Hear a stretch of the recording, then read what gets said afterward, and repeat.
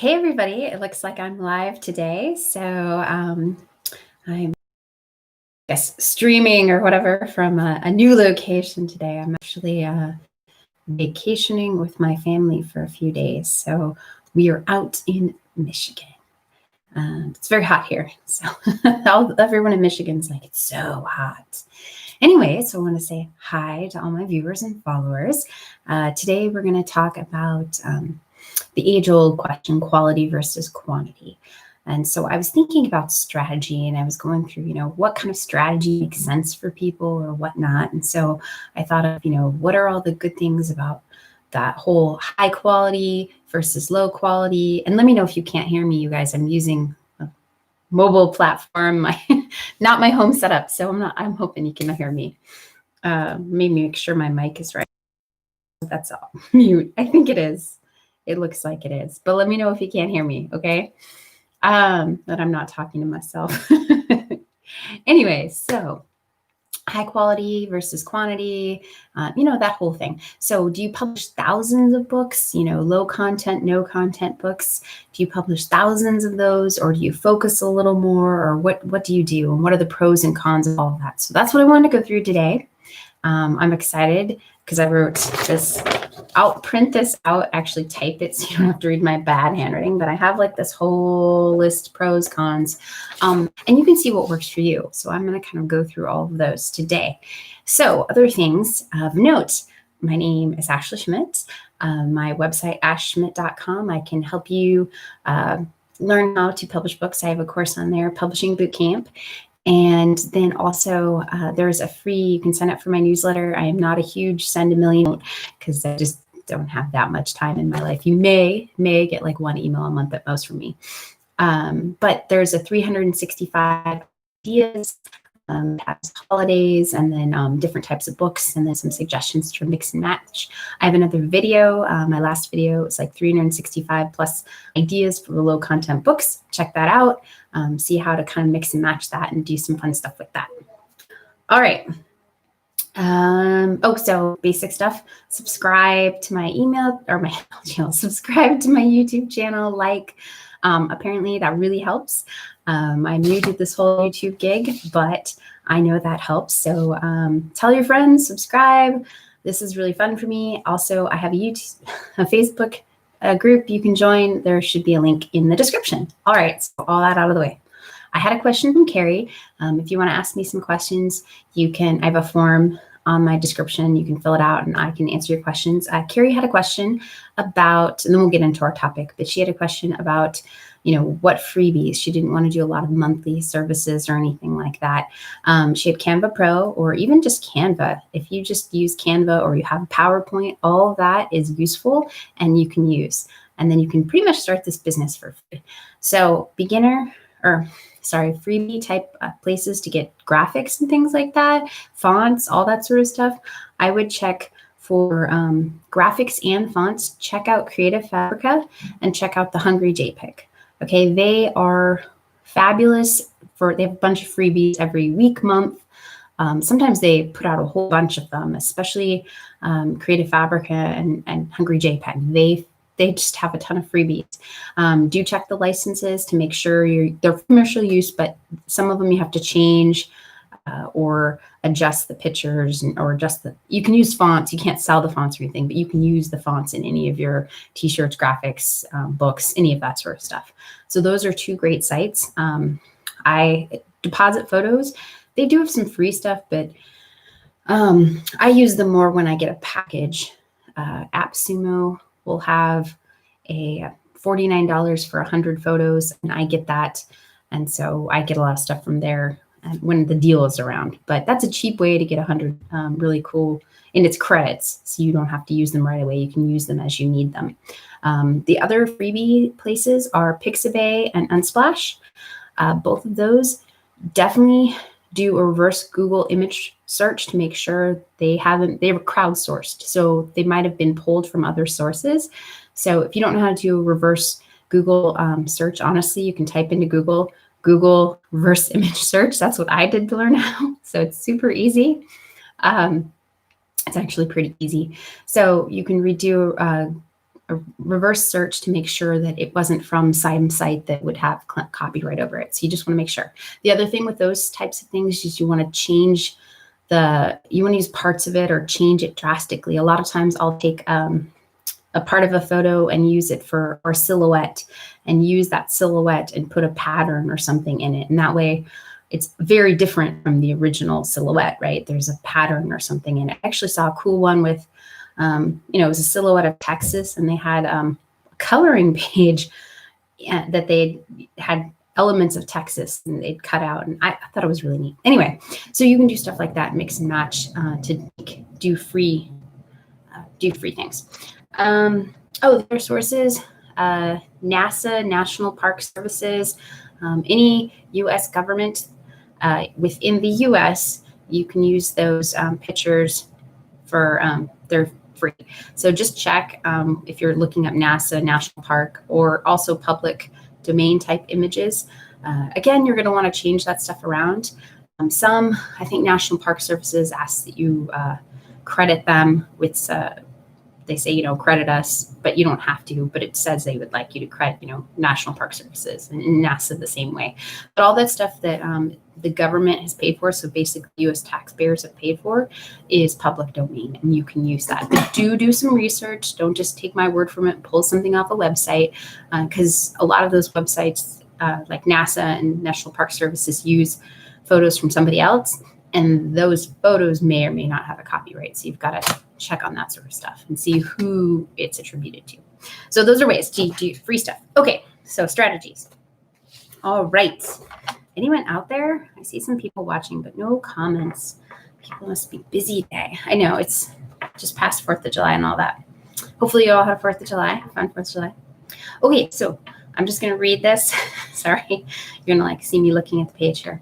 So strategies for low content books. So that high volume of books, where you're going for lots of volumes. Hey, Myrna. There we go. I said it right, I think. So high volumes of books. So you're thinking like 1-2 sales a month for books. So a lot of no content, like journal type stuff, people, thousands and thousands up there. So that high volume, but they're very quick to make, right? Hey, Lean. Okay, pros. The pros to that is you can definitely do a lot of diversity, right? You can definitely put a lot of different stuff out there very quickly, right? Second pro, quick to make. You can respond, another pro, you can respond to trends. You can fit this in a busy lifestyle. I think this is a good place to start to get a feel for the business, to start publishing things and to increase your skills. So when I think high volume, you can definitely do this if this is your thing and you really enjoy it. Put lots and lots and lots of stuff out there, but do realize, you're putting a lot of effort into maybe 10%, 20% really producing some sort of income for you. And that's fine, because I think this is a great place to start. This is when I had a full-time job. I actually started here because it was quick and easy to make. So this is great. Hey, Mike, this is great to fit into your daily lifestyle, right? You can fit this in, low content, no content. You can kind of put something, 2, 3, even just one book out there a day. You're going to get in a year 365. So that's something. And this is great, I think, for the beginner, the starter, to kind of get your feet wet. I actually honestly recommend everybody starts here. You don't have to create thousands. You can get to 20 or 30 or even maybe 100 before you kind of get the hang of it and figure out what works for you. But this is a place to start because it is just getting a product out there and getting experience. Okay, the cons, having to make thousands, right? I know people who have like 30,000 books and I make way more than them, okay? So it is not a guarantee of success. You can put thousands out there and they won't necessarily return you anything.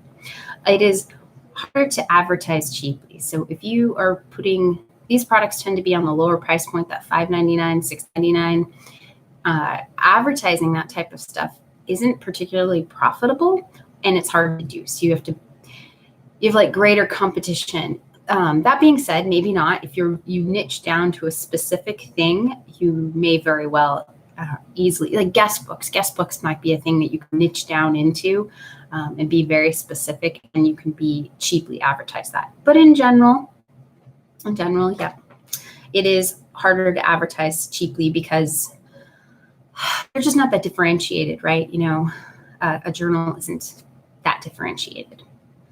I create everything myself. I do outsource some interiors in the sense that I've purchased interiors, but every interior I've ever purchased, I literally pulled apart the whole thing and then reordered, restructured, added pages, redid. Okay, so I do even stuff I've purchased, except for journal pages. Like I do have a journal template, right? It's just journal pages for 100 pages. So, oh, but I do always do a front cover that's cute and interesting and fun. Okay, so more cons. Harder to manage, right? If you've got thousands of books, that's kind of hard to manage. Advertising, all that sort of stuff. Time, right? There is a disadvantage of time in the sense that you create thousands and you do some research, right? And you put effort in, and you might have 10,000 books, but yet somebody who only has 100 books is doing much better than you. Okay, so there's that disadvantage. Lower price points. I kind of already stated that, but you do have lower price points on these types of books. Okay, so detailed second strategy, and I actually have three, though the second puts into the third. The detailed strategy, or you do detailed research, you create a niche specific books, and I want to say they're even medium to high content books. Okay, so you have more specific pages. Children's activity books would be an example of this. Like you're going to have different pages on each, though you might have some mazes or coloring pages or things you can do, but it's going to take more time to create that than a lined page, or even let's say a guest book, for example, right? You have maybe 1 or 2 pages and then you repeat those pages over and over again. Whereas activity book, a coloring book, those sorts of things are going to have different material for each page. Okay, so that's definitely on the medium to high. And then you could even, high content, you can even, one book I did was kind of, I want to say medium to high in the sense I had workbook type pages, but then I had descriptions. So I would write a page of kind of, this is how you use these workbook pages. And then I would have 3 or 4 unique workbook pages and then another description. So that's kind of medium to high content, right? There's more. I actually wrote some words, and I was only like a few thousand words throughout the entire thing, but there were words. I actually wrote quite a few words, descriptions, and then I created the interiors. I love workbooks, by the way. Workbooks are great because I have one workbook that's $19.99, and that's how much I charge for it, right? It's very specific, it's very detailed, and yeah, it has 2,000 words or so in it, maybe 3, but I charge $19.99 for it. So, I make $10 every time it sells. So that's worthwhile. Okay, so that's kind of that. You do more detailed, medium to high content books, and you do really niche research specific. Okay, the pros to this is you can definitely charge higher price points.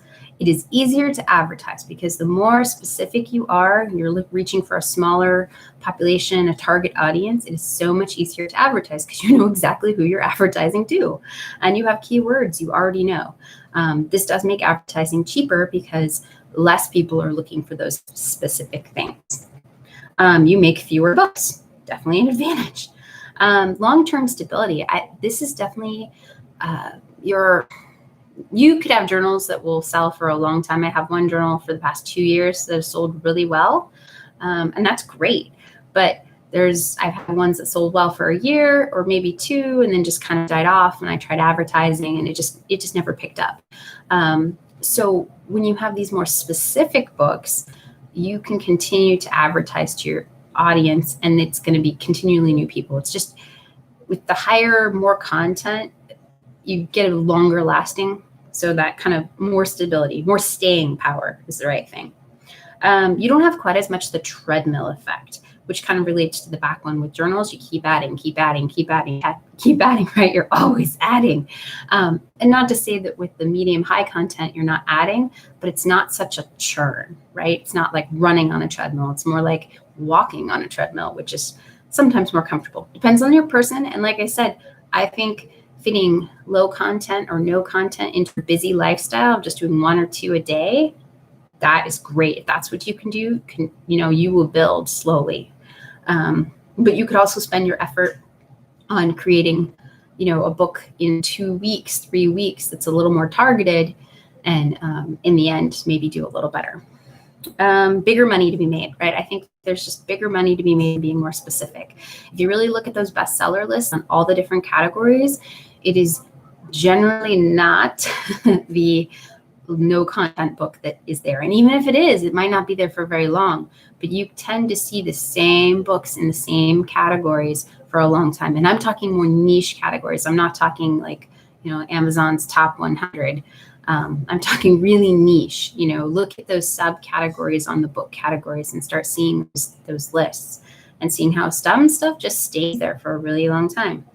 Okay, the cons to this is it takes longer than a day, and it might take days or weeks to create these types of books instead of maybe an hour.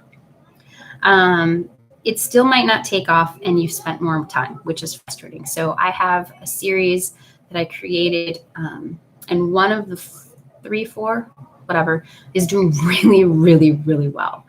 And the other 3, not so much. So now granted, I kind of based the other 3 on this first one. So the first one took me the most time, but, and I used that template to create the other 3. So instead of, I think the first one took 2 weeks, maybe 2.5.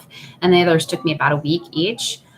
It was frustrating that I've spent time on these other ones like a whole week and, not as many sales, but the first one's doing really well. So I'll take that to heart and be happy about it.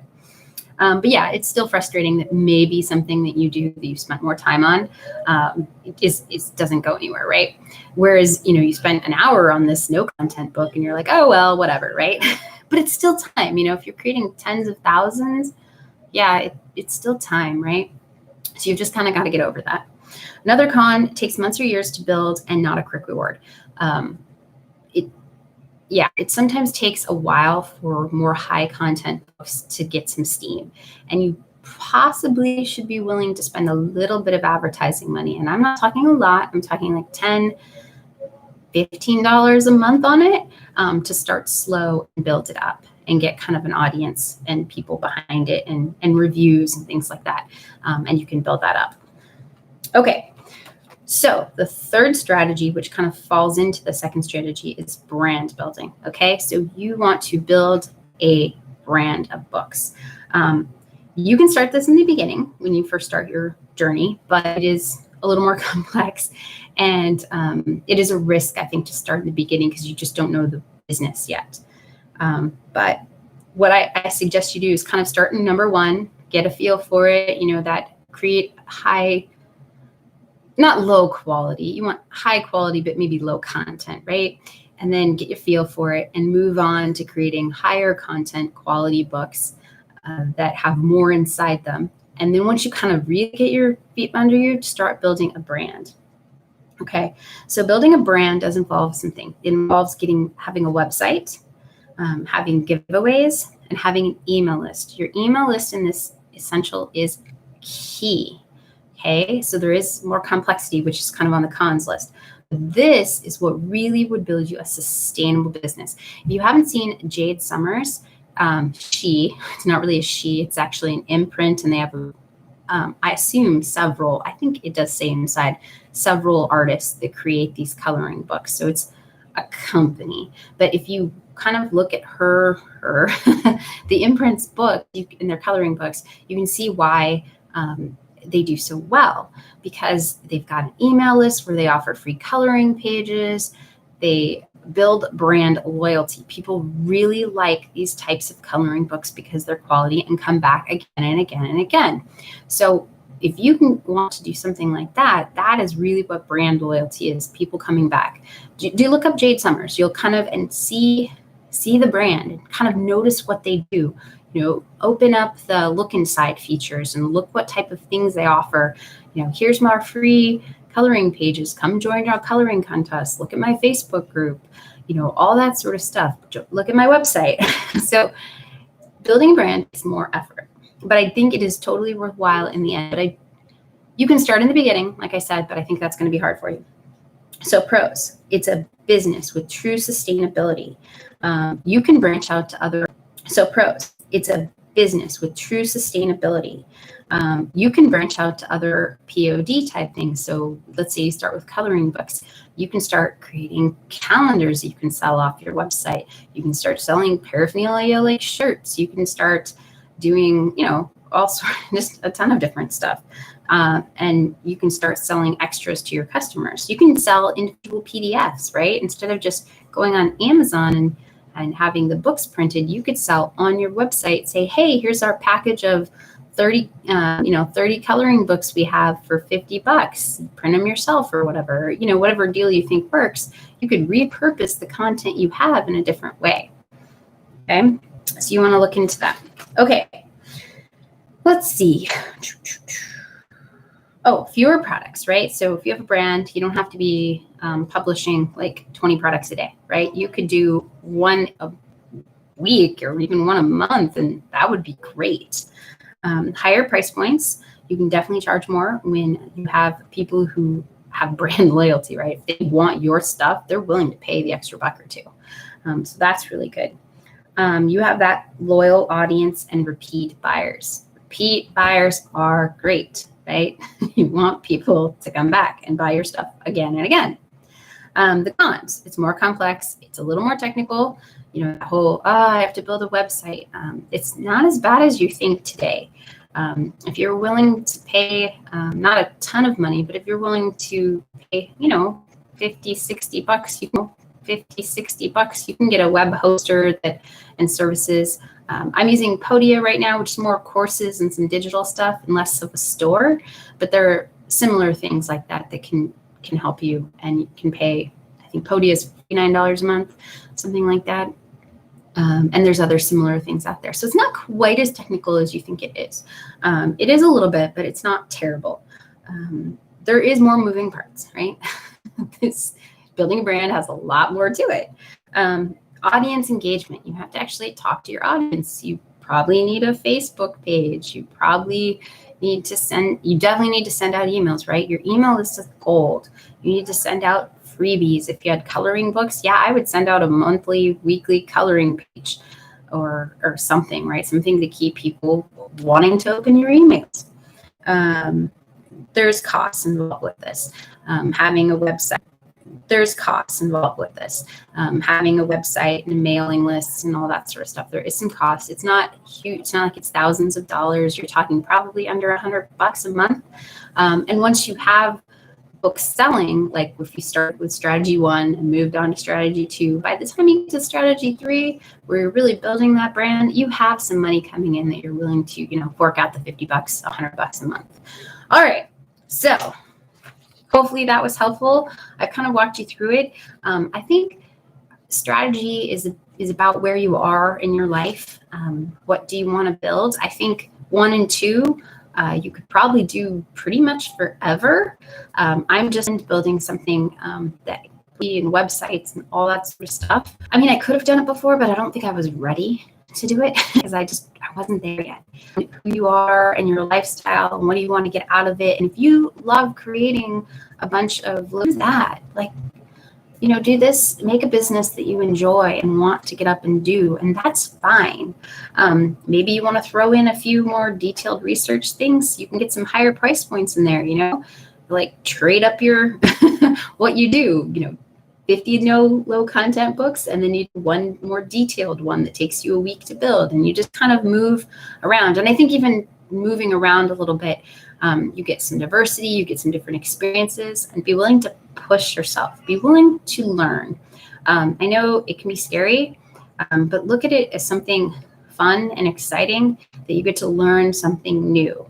And don't think of it like, I have to learn something new. Because if you're thinking of it like that, it's just going to be hard. But if you think, gosh, I'm going to learn this one thing, don't go, I have to learn all these things, because there's so much to learn. I am continually learning, and I have spent the past 5 years, I am a huge learner.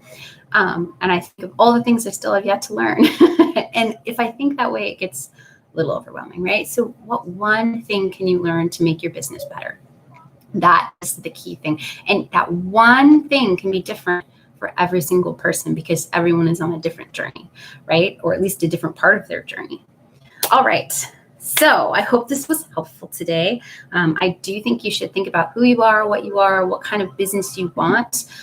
If you don't want, one of the reasons I think I was in 1 and 2 so long, that the whole strategy, is I didn't want to have an audience. I didn't want to deal with Facebook. I didn't want to send emails, which is why I say to you all, I'm not going to send you a million emails if you join my email list, because I don't want to do that. I mean, I don't mind sending something once a month, but I just don't. I love you all and I want to ask questions, but I just, I don't want to make my life more complex than it already is. So that's what's out there. Just think about who you are, what you want to do, where you are in your life, where you are in your journey. If you want to hit it hard because you want to get rid of your job and all that sort of stuff, honestly, I would delve into 2 and 3 right away, right? Like really focus and put some real effort into it, because that's what's going to get you out. I don't think going with 10,000 books is going to get you out quickly. So maybe that's where you want to go. Just think about who you are, what you want to learn, what you want it to be, and that's where you can kind of go. So that's why I kind of tried to lay out this. I will actually type this up and I will put it, I'll let you know where I'm going to put it, but I'm probably going to put it on ashschmidt.com under, there's going to be a digital, it'll be like a week. So give me a week. It's, let's see, the 8th of July. So give me at least till the 15th of July and I'll type it out and I'll put it on ashschmidt.com under digital products. I'll put it there and I'll put it as a free product that you can just download. And yeah, nothing, just you can download it. I don't even think it'll make you put it, well, it might make you put in your email address just so that you can get it, but it won't have any newsletter or anything attached to it. So that is what I got going on. I hope that was helpful. Does anyone have any questions, any thoughts, anything else they want to know? Next time, I know I'm big. No, I'm excited though, because I am. So I actually have a visitor. I was testing out StreamYard, and so we're going to hopefully be on StreamYard next week, 15 July noon. Me and Neil, we're going to talk. I'm going to actually, since this is why I did this low content versus no content, I'm going to ask him about strategies. I'm going to ask him tips, what he thinks the most effective. And if you haven't checked out his software, BookBolt, it's cool. I love it for research. I like PowerPoint for creating stuff, but I know Canva, I've done it all. I've done BookBolt, Canva, but I actually like creating my stuff on PowerPoint. But I love BookBolt for research. I think it is fantastic. I just did keywords 2 days ago using BookBolt, and it was so much easier because it just saves you time. Instead of you searching on Amazon, you just type stuff in and it gives you a big list, right? So that was easy. I really liked that. That was a nice time saver for me. And so, I have a coupon code, Ashley20, all lowercase, and that can save you 20% if you are interested. If not, no. And I spent $100 for deposit photos. And I spent $100 to get 200 images. So that's how I started, with $100. That's what my business started with. So I get it. If you want to be free and cheap, totally get that. All right. I hope that is helpful. I hope, So, next time, so Neil, and then someone asked about, and I'll give you a preview. I know this is going to be sad, but everyone asked me time management. How do I manage my time? So this is, if you can sort of read it, this is my strategy, and I'll give you the highlights of it. I have a column for what's in this week. I have a column for routine tasks. I have a column for 5 to 10 minute tasks, and I have this giant task list. So this is like where I can add things as I think of them, but they don't necessarily do a lot of strategy and prioritization, and then routine tasks, things I can do while watching television. 5 to 10 minute tasks. There's a lot of tasks in your life that you can do in 5 to 10 minutes, and you're like, I only have 5 to 10 minutes. I can't do any of these things. So I actually break my 5 to 10 minute tasks out, because otherwise, they still add up, right? You can have 10 5-minute tasks, and if you get to them, you have to do them all at once, and that's like 50 minutes. Whereas if I have 5 minutes here or there, I do these things. So my list follows me around. I'm a little bit slightly anal, because if I don't make this and don't think about it, nothing gets done. I sit on my phone and do Facebook messages like everybody else in the world, right? So I have my list. And we'll talk about strategies. So that's going to, I think I might do a, what do you call it? A taped video for that one. So you guys can look forward to that. So I hope this was helpful. I'm excited to see you all. Join my Facebook group, like, subscribe to my YouTube channel, all that fun ball of wax. And I will see you next week. And Neil's going to be my special guest. And cross your fingers that all technology works. And I will see you next week. Okay. Bye.